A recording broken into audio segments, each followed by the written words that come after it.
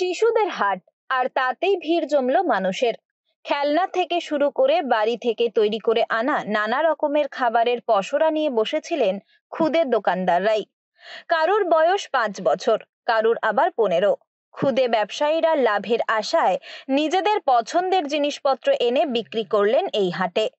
ক্রেতাদের থেকে ঠিকঠাক দর কষাকষি করে জিনিসের দাম বুঝে নিলেন শিশু দোকানদারেরা। কেউ লাভ করলেন বেশি, আবার কেউ একটু কম। মজা করতে এসছি, বাট অলসো লাইক আমার খাবারটা বানানো খাবারটা লোকজনকে কিনতে, ওটা বেশ ভালো লাগছে।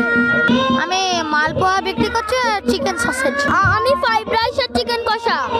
হ্যাঁ, শেষ হয়ে গেছে, অনেক ভালো। গোবরডাঙ্গার বাবুপাড়া সম্মিলনী ক্লাবের মাঠে এদিন এই শিশুদের হাট নজর কাড়ল সকলের। প্রায় 50 জনের মতো শিশু নিজেদের ব্যবসার জিনিস সরাসরি ক্রেতাদের মাঝে বিক্রির সুযোগ পেল। শুধু জিনিসপত্রই নয়, পেট পুজোরও আয়োজন ছিল এই শিশুদের হাটে।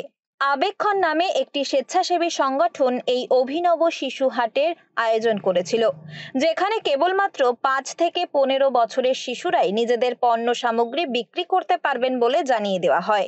সেই অনুযায়ী আগ্রহী শিশু ও তাদের অভিভাবকেরা কেউ খেলনা, কেউ আবার নানা রকমের খাবার নিয়ে হাজির হন এই হাটে।